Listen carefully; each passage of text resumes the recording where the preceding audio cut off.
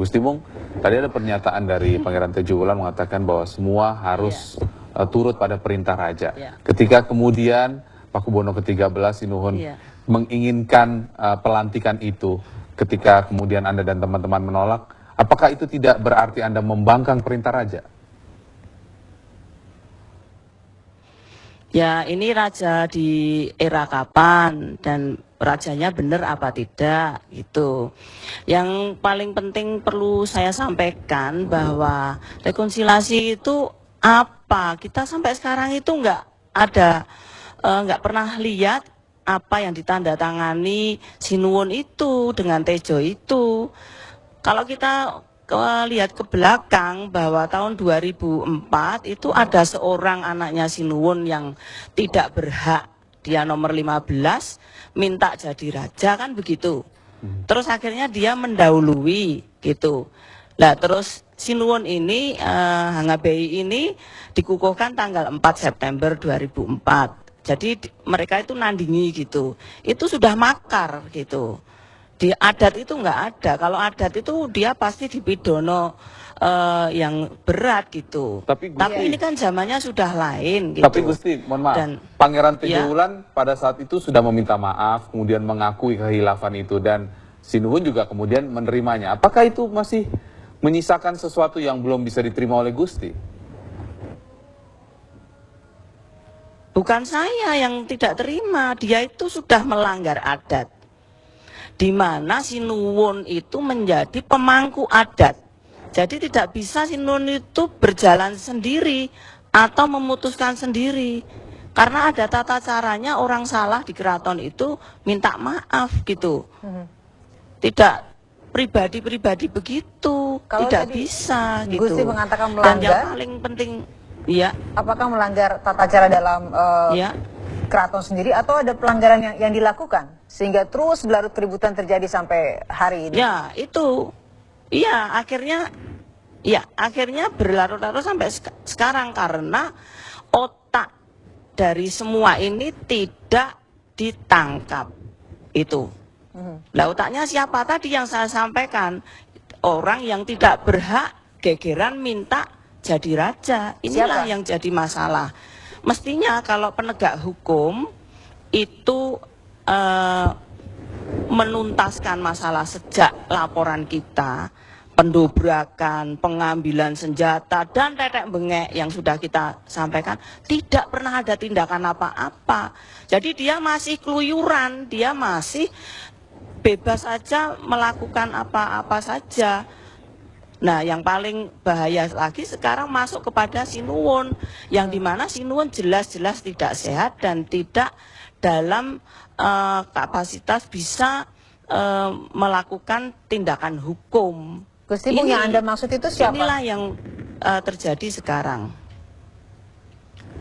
Anak nomor 15 itu, yang sekarang itu seakan-akan dia berlindung di kakaknya menjadi Mahapatih itu.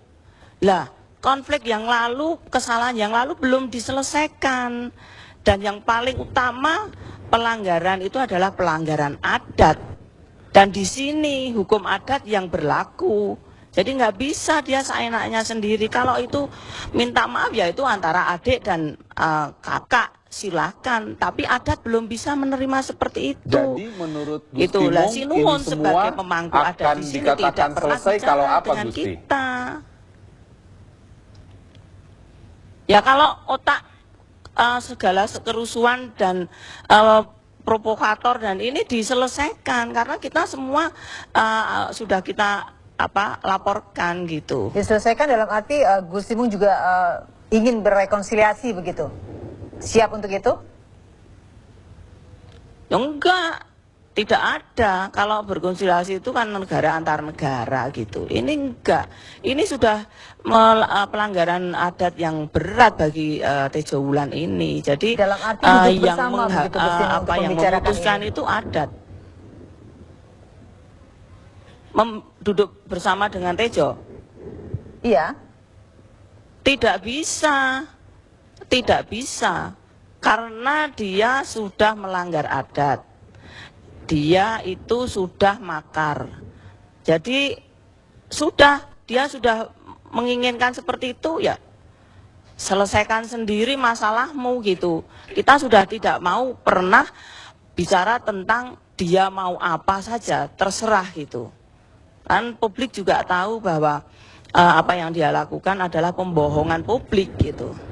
Jadi menurut Gusti harus bagaimana menyelesaikan ini sehingga kemudian tidak berlarut-larut? Dengan segala hormat dan mohon maaf Gusti, apakah tidak malu Gusti kalau kerabat keraton saja kemudian bertengkar begitu, kan malu dilihat rakyat? Saya malu sekali karena saya itu dapat penghargaan dari sana-sana karena saya sangat mempertahankan adat yang dimana tingkah laku dan segalanya itu termasuk dari adat itu sendiri yang harus saya pertahankan itu. Tapi ini kan kita itu diricui terus. Dilihat dong siapa ini yang ribut terus ini. Seperti kejadian kemarin juga begitu kan, kita nggak apa-apa kok didobrak, diisukan kalau kita menyekap Sinuwun. Ini kan kurang ajar ini. Padahal saya ada di situ dengan Kapolres dan juga dengan Dandim di situ. Dan aparat juga ada di situ. Bahkan aparat itu, Kapolsek dan Dandim itu bisa ketemu Sinuwun. Tapi kenapa Sinuwun nggak mau ketemu kita? Itu loh. Nah itu kan Sinuwun kita yang menaikkan tahta itu kita di lembaga keraton ini gitu.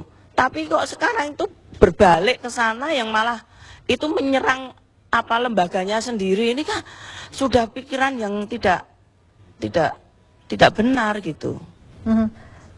Berarti artinya Gusti Mung menolak rekonsiliasi itu ya, selama kemudian Pangeran Tejo Wulan masih menjadi Maha Menteri atau menjadi Wakil Raja, Anda tetap menutup kemungkinan untuk rekonsiliasi? Tidak bisa. Adat itu tidak bisa menerima. Semua itu dipelintir itu. Dan Sinuwun ini sudah digerakkan oleh orang-orang yang tidak tahu, yang punya kepentingan sendiri, yang akhirnya Sinuwun tidak bisa apa-apa.